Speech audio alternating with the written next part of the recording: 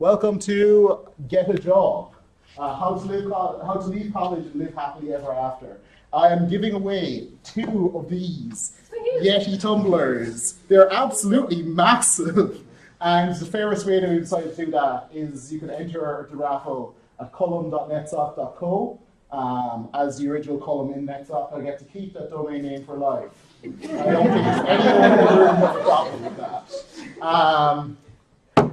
You can also, of course, go to that same link again at the end of the talk, and you can find a link to some job listings and Indeed, because I am ultimately here to shamelessly plug a company. And also, you can get a link to the full slide deck in PDF format.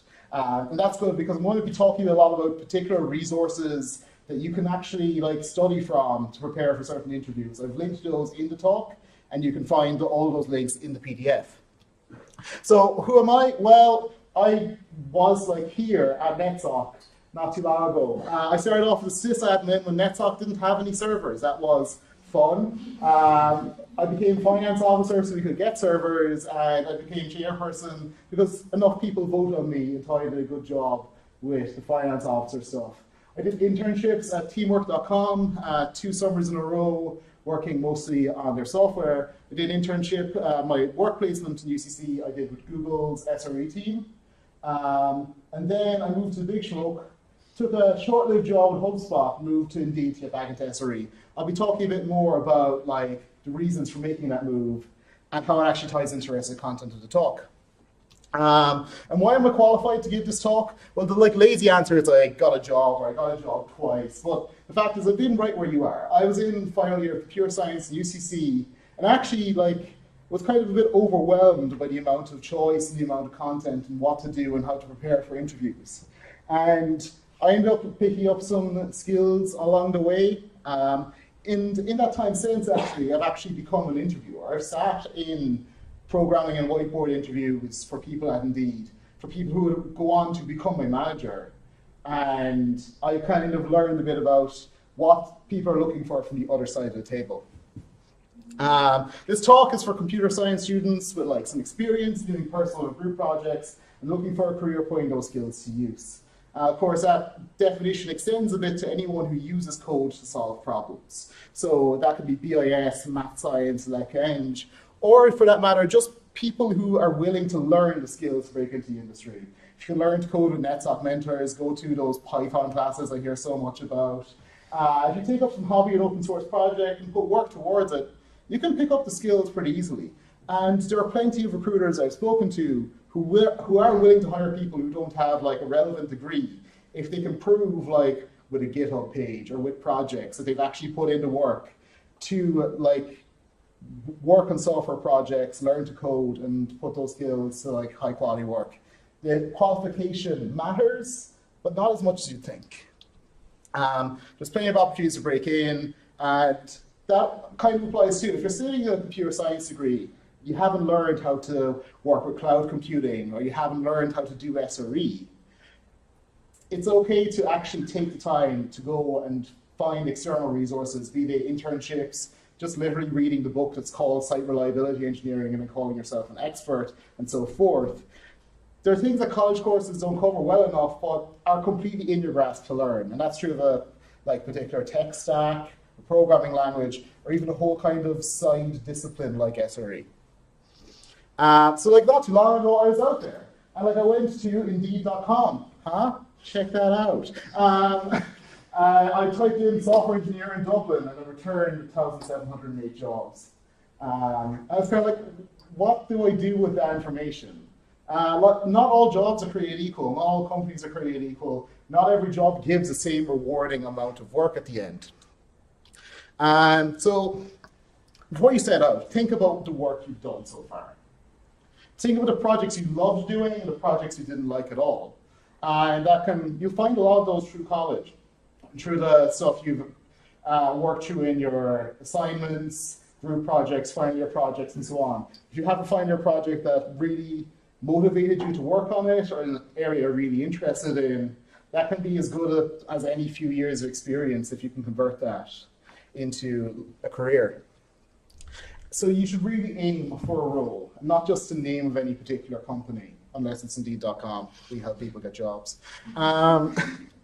So in my case, I work as a site reliability engineer for Indeed.com. And the book, Site Reliability Engineering, was written by Google on the topic of how do you manage large-scale production systems that serve millions, if not billions, of users.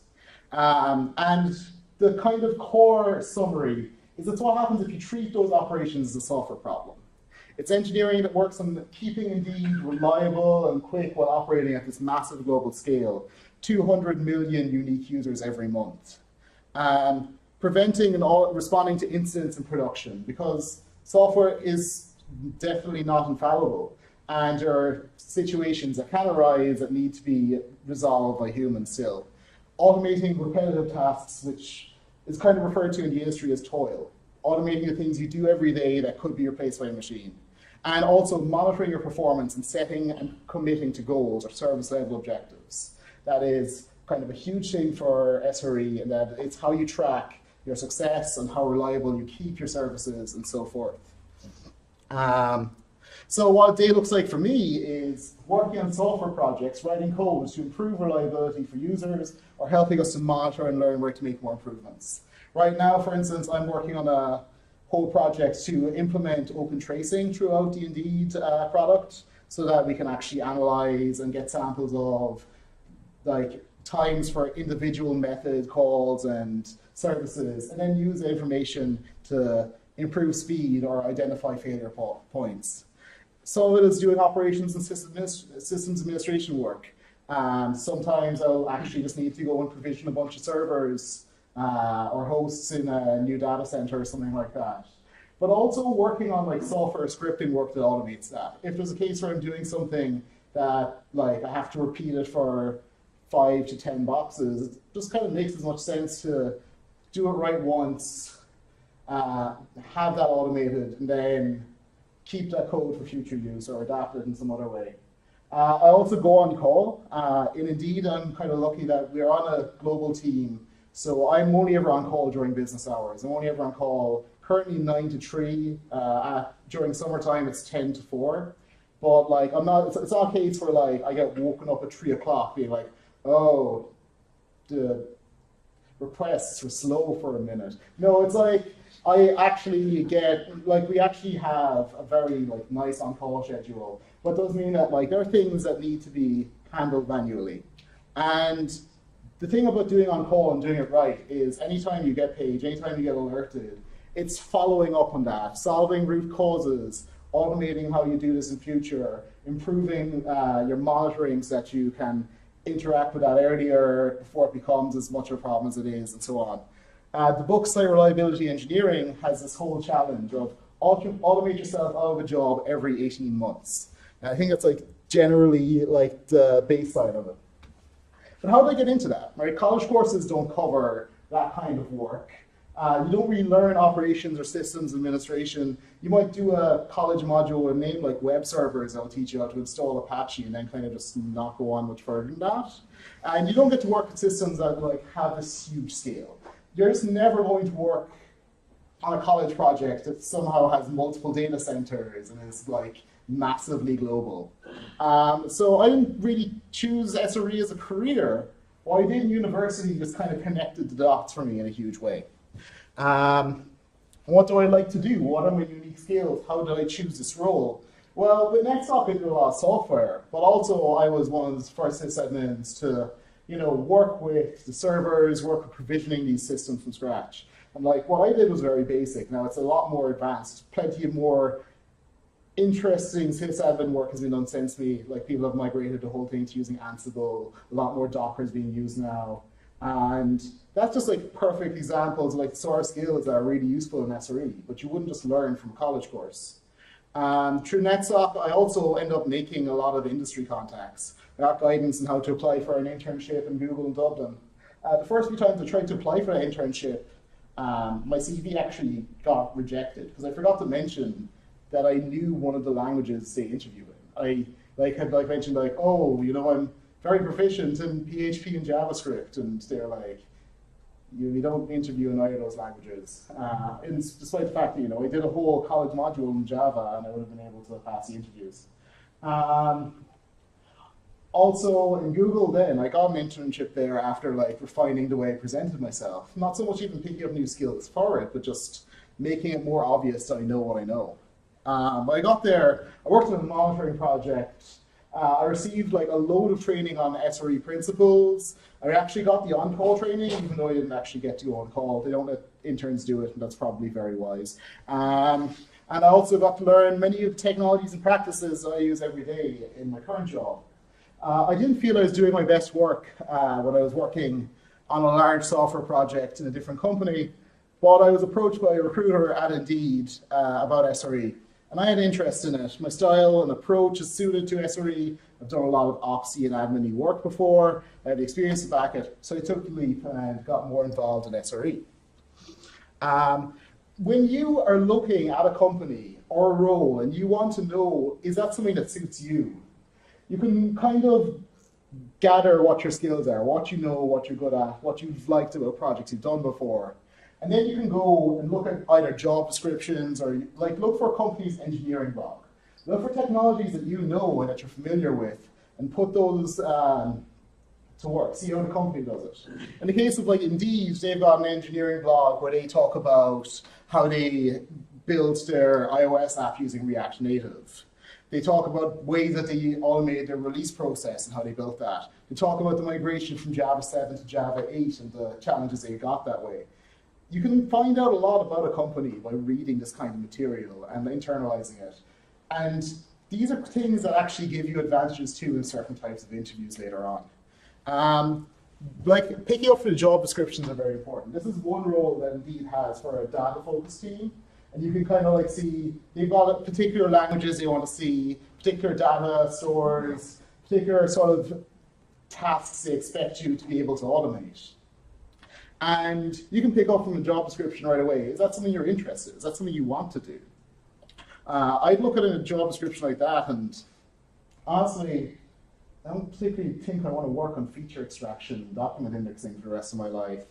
But some people might have done something in natural language processing for their final year project. They might have like really enjoyed information retrieval or modules like that in college. And they'd probably go for things like this right away.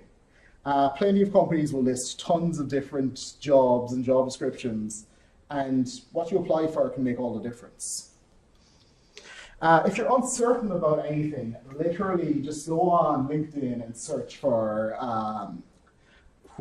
people who are in that role. Ask them how things are for day to day. Offer them a cup of coffee, pick their brains. They'll probably do it because if it turns out that it's something you're interested in, they can refer you. Companies offer referral bonuses. It's generally speaking a completely mutually beneficial thing to reach out to someone on LinkedIn and be like, hey, what do you like about your job? What do you think about it?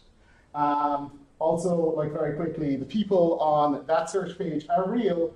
They're good friends of mine. You can trust them. So let's say you've kind of done everything on that front. You've analyzed the role, you've analyzed the technologies involved, maybe you've spoken to someone and actually you're pretty confident that somewhere that you want to work. What comes next? And this is pretty much the part of the talk that you're here for. I don't think you want to hear about me or what I do. You just want to know what the steps are to actually getting a job. So here we go. There's no right format for a CV. Have it clear, concise, and thorough. Maybe you want to include a project section, give programming languages a section. Don't overcomplicate it. List your languages by your skill level, maybe highlight what you're good at in the right way. Did I skip a slide? Yes, I did. That's my CV. And I am just like incredibly proud of it. It's not the right way to do a CV, but it's literally just a Google Docs template. It is one of the defaults. It is very easy to make your CV look nice, clean, and clear. Please keep it as short as you can. Don't overcomplicate. Don't spill on for 4 pages about the fact you used to be a waitress in a hotel once. It's good to know that you've had this kind of customer-facing work or that you have experience working in one place for a long time, but you don't need huge paragraphs on it. So keep things essential. Keep your skills, your education, previous projects or whatever. But again, make sure also to not omit things that are useful. I kind of going to bring back the example of Google. I didn't mention a programming language I knew and I was good at, and that caused me to lose opportunities because they needed that for interviews. Include a GitHub link. For the love of God, include a GitHub link. It honestly makes so much of a difference. I've been in companies before, not specifically this one, and I've seen how the interview process works, and there was like, it was for an internship, and they would actually just like award points if there's a GitHub link there. More places will actually go in, like interviewers will look at your GitHub account, see the kind of projects you've done, and like have relevant questions for you at the interview based on that. They'll know the kind of technologies you like working with. List skills, give examples of how you use them. Your college work and your side projects matter. There's a whole thing that we'll go into about writing highlights that I learned from a recruiter once that makes, I think, a lot of difference. And if you don't have work experience, add your college projects into its own section. Add like more in your education. Add that you've been involved with a Netsoc or something like that. You can fill up a page easily, and keep putting all the best content on it makes all the difference. The whole thing about highlights, I think this is like key. It's not something that you have to do, but I think once you get into the hang of doing it, it makes a huge difference. Which is to say that you accomplished like a certain goal as measured by a certain metric by doing something particular. So like before I learned this, a line on my CV was, I improved the company's import tool. Like, great. Like, how did I do it? I changed that in a later version of my CV to say, I sped up the import process for new accounts. It used to take an hour. It now only takes 3 minutes. I did this by building a scalable task queue and go. So suddenly you've proven that you know how to use a skill, you've shown that you have definite impact, and you like have explained the process that actually like matters. A recruiter taught me how to do this with writing highlights. I always give it as like one of the key pieces of advice on how to get a job, because it just means that it allows you to show things that you've done before and that you're good at, with like clear evidential explanations. I'm going to say it again. Please include GitHub, even if you don't have side projects or open source stuff going on. Put some college work and coding problems there if you want. If you do things like HackerRank, TopCoder, OpenCatus, put your solutions on GitHub. If you are doing a college module and you find out it's been discontinued, ask your lecturer if you can put some of your assignment work on GitHub. And yeah, if you don't have any side projects or you want to do programming practice, you might have heard of this cool organization called Netsoc that like does this sort of thing very often. I think it's February 28th is when Hashcode is coming up, is it? Sometime in February anyway. The Hashcode competition is like a huge example of like something where you get to work with a team and do a like somewhat difficult software problem under a time constraint and like get measurable results on how good your code is. Stuff like that. Advent of the Code is another one. The Daily Programmer subreddit, TopCoder, HackerRank, OpenCatus. There are so many ways to like code for fun and get like results you can put on your GitHub account out of it. LinkedIn is not Facebook for old and boring people. It's just not. It looks like it, and people share the worst memes on it. But like, don't post to LinkedIn. Just like set up an account, populate it, and it will bring jobs to you. People will search for keywords to try and find people who are relevant for jobs. Or you can actually then search for like university recruiter at indeed.com or technical recruiter at indeed.com. Talk to these people directly. It's like, hey, I don't understand this thing about applying for a job on your website. What should I put in here? Or ask for feedback from someone who works there. Do you think the CV is like in line with what it's for? Get a sense of like what people do at these companies, what their levels of experience are, if you think you can fit in with them. If you are cutting a lot of content from your CV, if you're like have some whole other thing that you feel just isn't relevant, put that on your LinkedIn. Use it to show your other skills and talents that don't make it. And don't put your phone number on it, because random people in London who work for financial technology companies, and it's always financial technology companies, will ask for a Java senior role with 10 years of experience at some random place in London. I kept getting those phone calls. I don't know, they've stopped recently. Maybe it's GDPR, but like, phone numbers and LinkedIn are a bad combination. People will just call you. It's bad. It's real bad. Cover letters. Don't just write a cover letter because you see that you can submit one. If you have nothing particularly like unique or interesting to say, companies don't really expect them.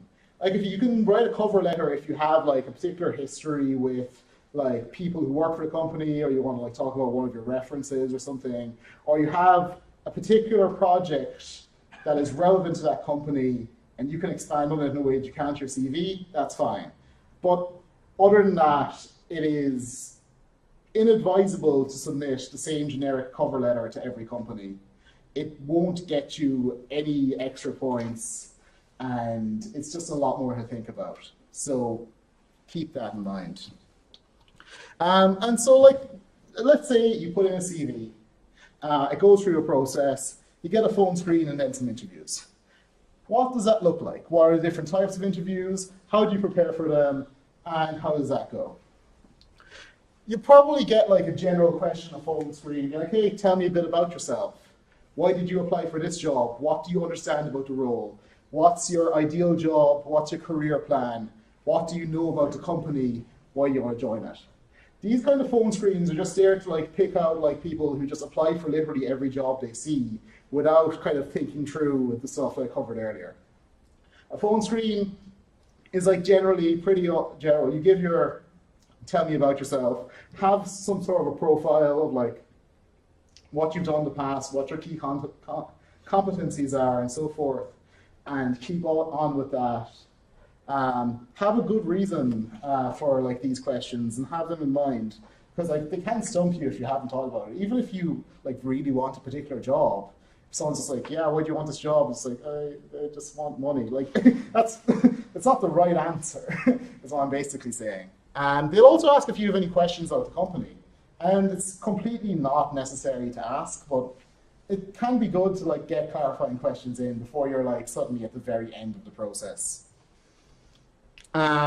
Competency questions I mentioned there. They can be like things where it's like, tell me a situation when you had to work effectively in a team, or you made contributions that changed the way a team worked, or you had to deal with like a particular customer or an internal set of demands, or so forth. These questions are common.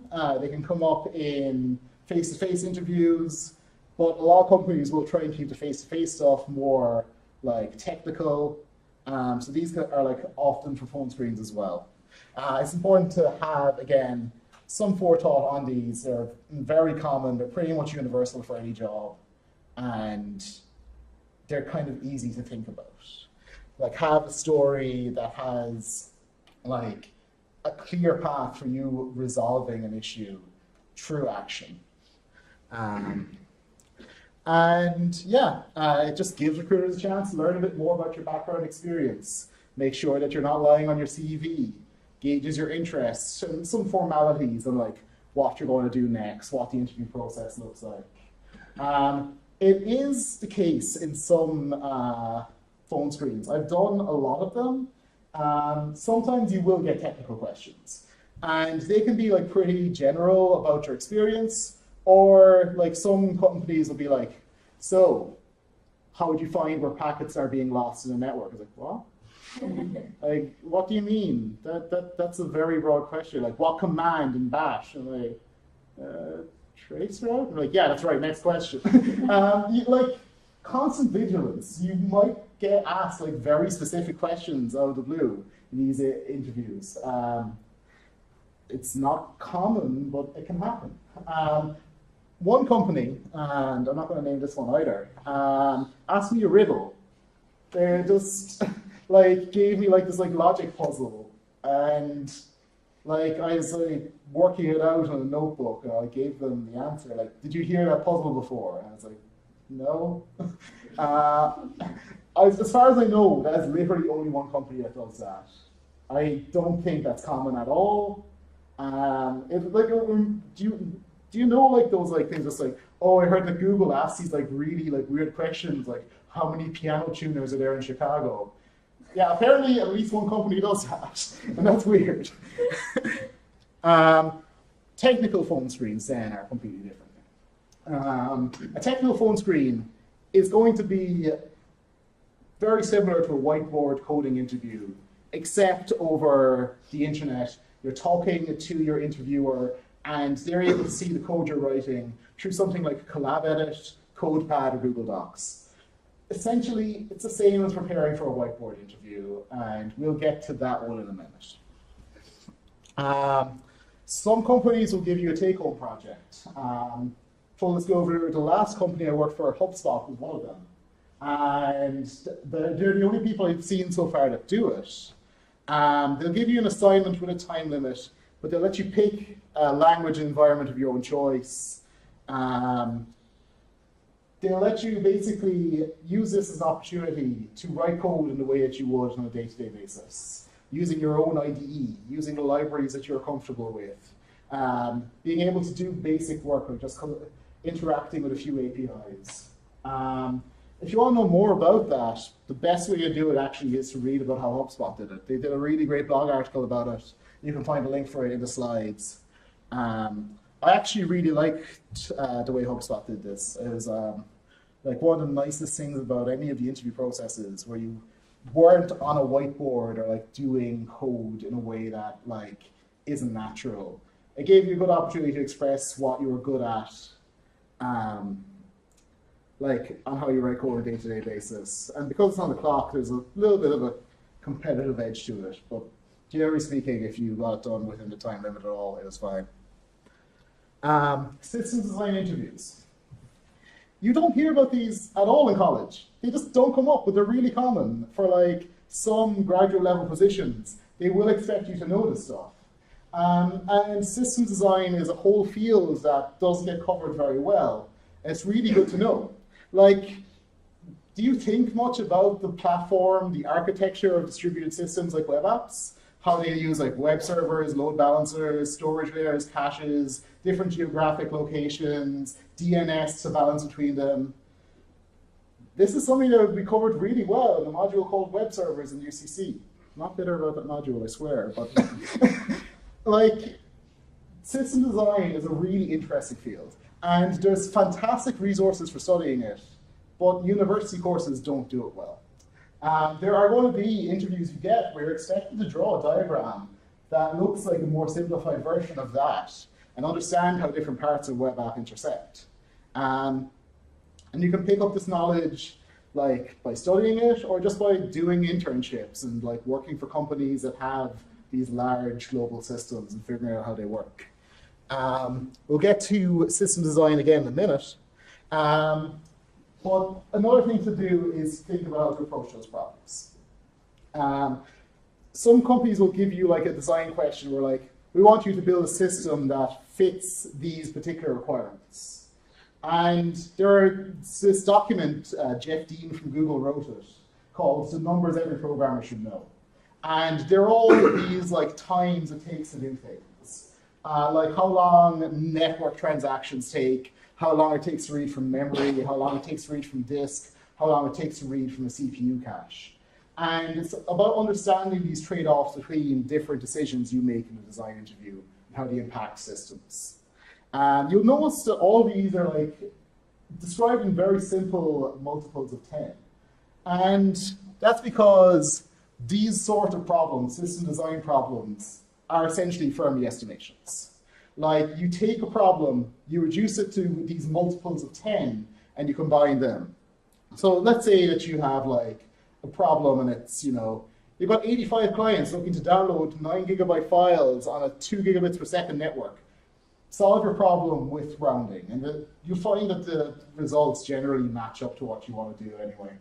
Like they're generally pretty accurate, and they're not going to have you like working out complicated maths by hand to actually figure out if you're right. But these system design questions, I could spend the whole long lecture talking about these. Fundamentally, there's resources online that are better than me, and we'll link you to them. But here's another thing that's very similar. Database design and ERDs. If you've done CS 1106, is it still CS 1106, by the way? Good.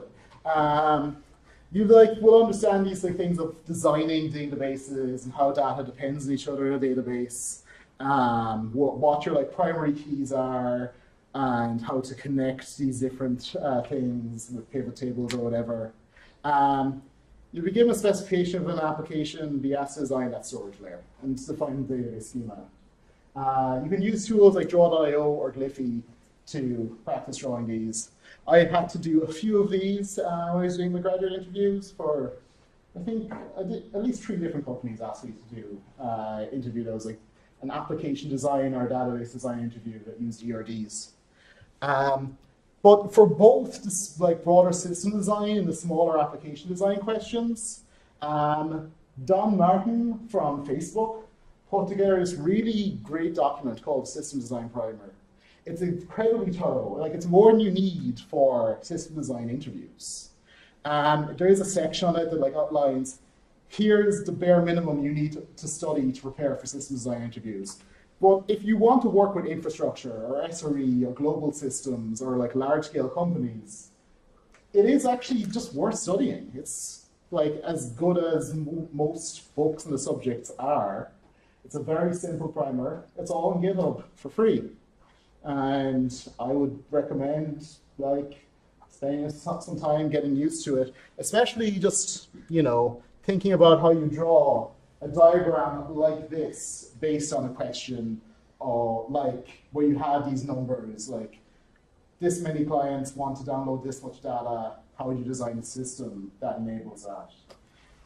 These questions aren't unheard of for graduates. And the first time I had to do one, I was completely stumped by it. The training that I did for these things was actually in Google. They had one of the Google exit interviews was, I think, they called it non-abstract large-scale design. And I got to do these NASLD class, LSD? Yeah, NALSD classes that were to train up for these interviews. And it made a big difference. I think I still failed it. So then there's the big one. This one, every company will ask you to do it. If they don't, maybe it's not a job you want to do. You will be asked to do some sort of a programming problem. Usually it's on a whiteboard. Now, there are plenty of companies that actually have lately pivoted to doing programming exercises where they give you a laptop and they'll ask you to solve a problem in an IDE using an environment and see how you actually do work. As far as I know, for most people, Indeed will ask you to do both. When I did my interview for them, I did both anyway, a whiteboard and a programming exercise. I'm going to give the same sample question I usually give for this, which is just very simple. It's write a method to solve to generate the nth Fibonacci number. It's a problem you might have seen whenever you studied recursion. It's the one question that everyone asks, oh, here's how you do a recursive problem.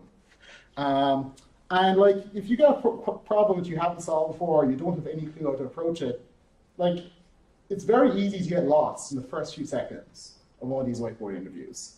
It's actually they are pretty intense things, and you can get very nervous or start tripping over yourself or getting lost down a particular path. I would think it's really important to just learn how to solve these problems from a methodical, whatever that is, standpoint. So you immediately try and ground yourself. Ask your interviewer any questions. If you're unsure about something, ask and get that resolved right away. Then you'll need to design an algorithm and you'll need to outline your thoughts clearly. You can either do that verbally, explain what you're trying to do, or put together some sort of a diagram or pseudocode. But make sure that you're informing the interviewer, I'm just kind of preparing my approach and that I'm not actually writing code right now. Then write your code. Don't go too slow where you're just anyway, this is the var keyword, and that means I'm defining a variable. But also at the same time, don't write blocks of code without describing them either. Explain everything you're doing, and that'll make all the difference, because the interviewer firmly is on your side. Then once you have something written, you test your code with examples, and if you make mistakes, which you kind of are going to do when you're writing code without being able to test it, you can fix those during that time. So before you even try to solve it, communicate everything you're doing. Questions are often designed to test specific bits of knowledge. They want to see you using efficient, clean, like simple algorithms and data structures. If your code gets messy, you're probably moving away from the like simple solution that might be further down the line. And the 5 techniques to consider as you start to design an algorithm. These are ones that are from the book Cracking the Coding Interview. Which means like exemplify. Write out specific examples, think them through, try to figure out the rules of how a problem works. Pattern matching. If you've seen something that seems similar to this question, see if you can actually like transport or apply the solution or modify the solution. You can either solve the like simplified version or solve a base case to like try and tease out how things work and then expand out as you go. And the base case one is obviously particularly useful if you want to do something recursively, where you can like keep bringing down a problem to a level where you can understand it and work with that. Or you can think about like what data structure suits the problem. Like you're literally like looking at it, it's like, okay, I think I need to put this in a map so I can analyze it. Or this kind of tree problem, I think if I change it to something else, it might make more sense. But like, fundamentally, these whiteboard interviews generally like revolve around there being a data structure or an approach that you can take that is like the easiest way to go about it. You're never going to write the final code for one of these things like first out. You're going to write some algorithm and be told like, hey, that's good. Do you think you can make it better? Or I don't know if that works. What do you think would happen if you put in this input? But again, it's just a case that the interviewer is on your side. If the interviewer sees you stumbling and fumbling or whatever, they're not going to know if you just don't know what you're doing or if you're just lost. So they'll challenge you when you make mistakes. And that's why it's important that you explain to them what you're doing and like give them a chance to be like, well, I don't know about that one, Chief. They'll ask clarifying questions that'll guide you. They'll ask you, can you improve this? What if you took it this way? What would the improvements be there? And if you've misunderstood the question, they're not going to let you go 50 minutes into an hour-long interview and be like, oh, well, actually, no, that's not how the input works. The interviewer is someone who is basically trying to cooperate with you to see how you handle a particular problem. And it's important you don't see them as an antagonist in the room. See them as someone who's trying to help you solve a problem and ask as many questions and explain to them what you're doing and take on the feedback as it comes in a constructive way. And like, you need to ask questions too. So like if you are like kind of making a few leaps in your logic about how you're approaching something, like just ask like, hey, do you see where I'm getting this? Or like if you don't know something about the standard library, if you've forgotten like the name of a function in standard library, but you kind of know it's out there, you can say like, so I'm just going to assume it's called this. Do you know what I'm trying to do here with this? If you get like an output, just ask them like, hey, is that what you think we should be seeing here? What do you think is wrong with that? Or if you're just confused about the way the problem is described, ask them and get that out there, and you'll receive help that will guide you towards a better answer. Don't bluff it. Don't lie to people who are trying to give you a job. It will go disastrously wrong. Don't just like be like, oh, you know, Python has this built-in function that solves a problem. Because like, it's just not going to work. You will get called out for it, or they'll be like, oh, okay, well, try this question instead. And like genuinely, if you don't know something, if there's like one like bit of knowledge that you're kind of tripping over, if you've forgotten the name of something, like it makes more sense to like ask like, hey, do you know about this function I'm trying to use or whatever? And they'll tell you. Or they'll be like, you know what, I forget that too, just write whatever you think it is. You won't get anything 100% correct. You'll probably forget a semicolon. You'll probably get a name wrong for like a standard library function. Or you'll do something small that doesn't change the way you understand the problem, and you'd like detect it right away if you try to compile it and run it. But like you won't be able to see it on a whiteboard. That's okay. Everyone does it all the time, and you don't lose a single mark for that. It's just it's understood that you're a human trying to solve this in a way that code usually isn't written. So you will get like these concessions along the way, and like it'll be an understood thing if you do something small that's wrong. If you kind of start noticing yourself making these mistakes, just explain that to the interviewer. Don't like start to panic or think you're fucking up, because you're not. Am I meant to say that in a corporate event? Anyway, practice by yourself. Practice all of these kind of like algorithmic problems. You get used to finding these solutions if you do these things by yourself. HackerRank, Topcoder, Project Euler are the big ones. OpenCatus is one that everyone in DCU is using, so it must be good. Get involved with competitive programming. Go to events like Hashcode. Go to events like IRL CPC. Get cool t-shirts. Subscribe to subreddits like Daily Programmer. Go to that one channel on the Netsoc Discord that's like Advent of Code, even when the Advent of Code is long over. And like keep an eye on Netsoc for challenge events. I think they exist, and like Hashcode's coming up this month. Go to it, it's good. It was my favorite event when I outran it that year. It was great. I just handed out pizza and Red Bull and played like bad music that probably made everyone worse at programming. I'd recommend it. Practice together. Run mock interviews. If you run mock interviews, you get to understand the perspective of an interviewer. That's great. That's a huge advantage. Compare solutions to problems. And don't share actual interview questions. If you know an interview question when you enter the room, they'll sense something's up about that. Don't do it. It's obvious when it happens, and it's just plain bad. But yeah, practice in groups. Practice like approaching a problem together, and you'd be surprised where it'll take you. I kind of had this like running thread and everything, like, you know, cooperation and collaboration is a huge benefit to trying to do anything in this computer science course. Share resources, share ideas. Now every course gets to benefit from that, and you should make the most of it in CS. Practice and read up. I love Cracking the Coding Interview. I think it's a fantastic book. It's got like 100 questions at the end of it. They're all sorted by category. It has like a knack for, it helps you get a knack for understanding interview structures. A lot of the advice that I give from it in terms of how to approach a problem or the techniques you can use to break down and design an algorithm are taken from that. It's why I've written most of this whiteboard interview section with. It's a great book. Like, you don't have to buy it. It's not the only resource. There's plenty of other people who've written about it. You can just download the slide deck, and it's like pretty much the book without the sample questions at the end. But like, I think that, you know, just preparing and taking some time to do this work now can make all the difference when you're actually trying to make these like moves as a graduate.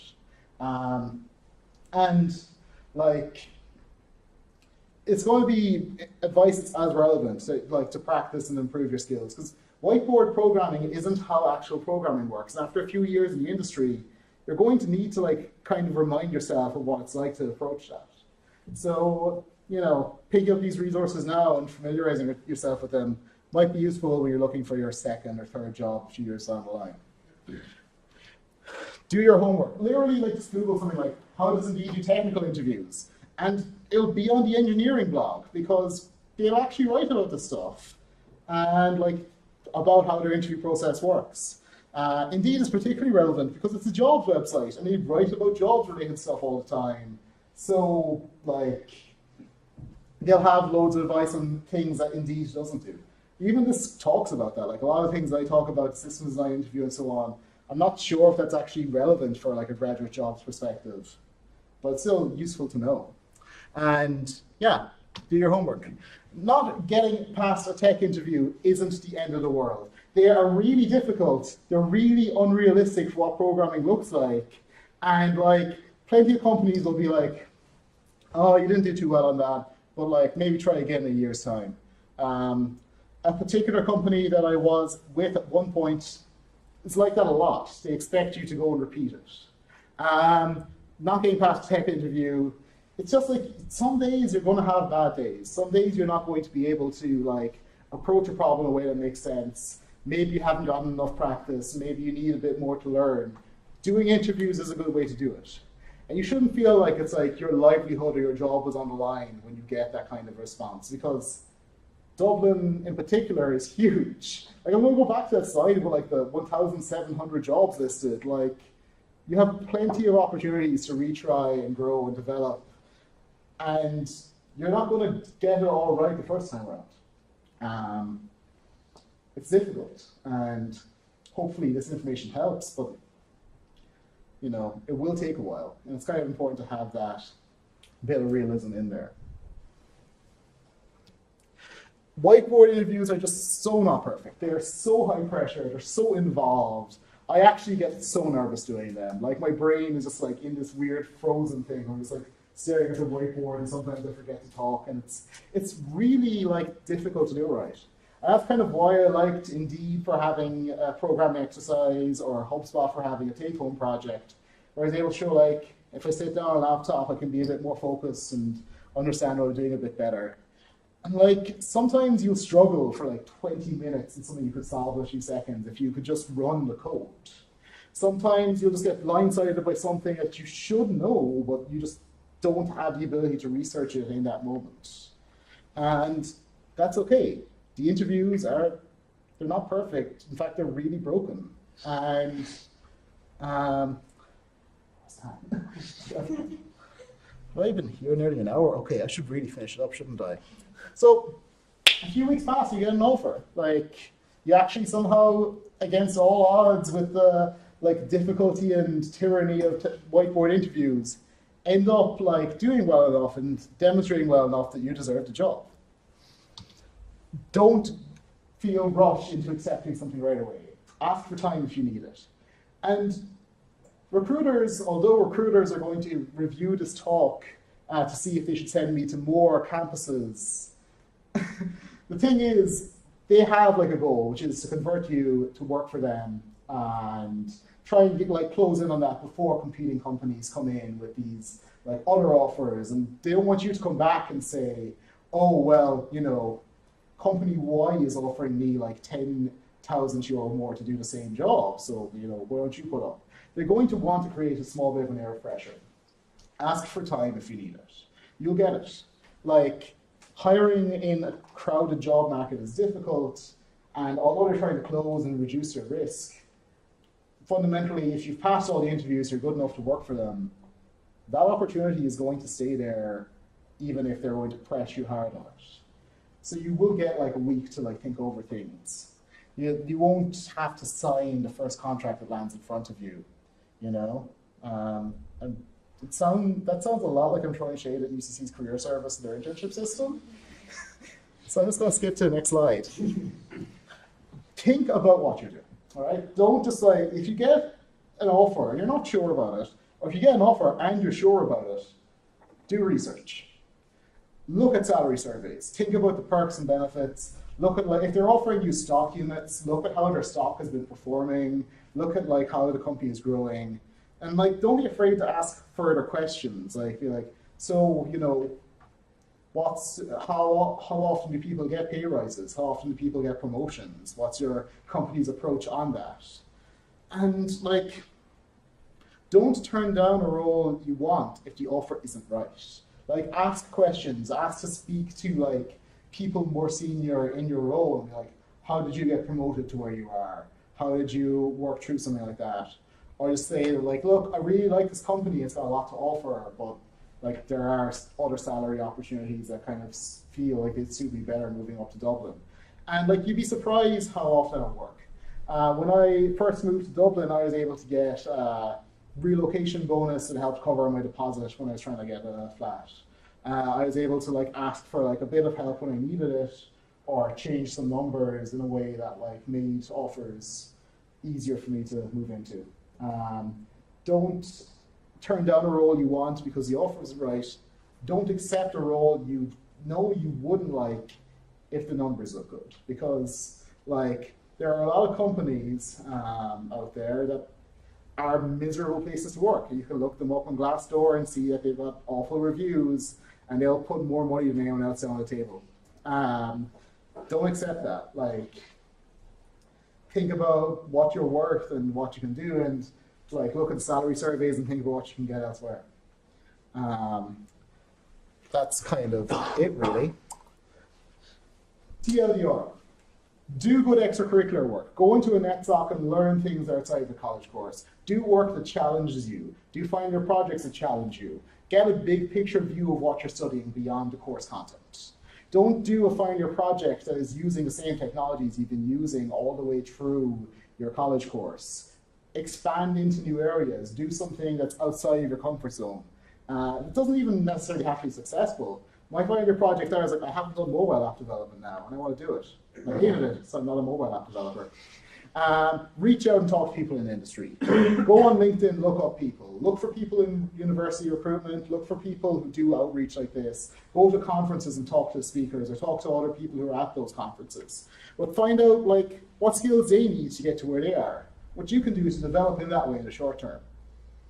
And collaborate and work together to prepare for interviews or to build projects. Making stuff, doing stuff, and like working on these collaborative interviews or mock interviews or working on problems together is just an easy way to get feedback right away and get better at something that is genuinely pretty challenging.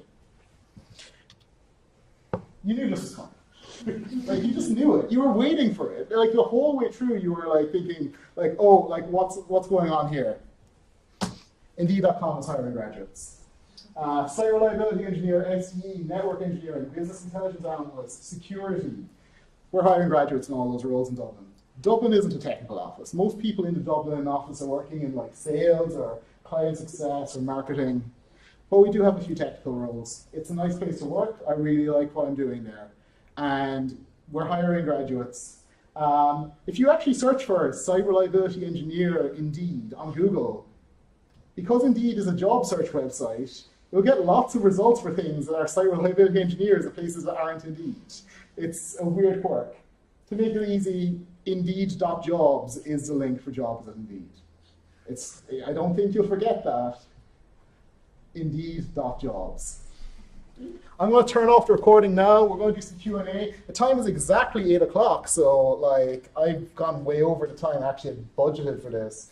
But we have to do Q&A. I have so many notebooks to hand out. If anyone wants a notebook, please take one from me. And I don't know if anyone likes using pop sockets for their phone, but I have enough pop sockets to melt down and make notebooks with. So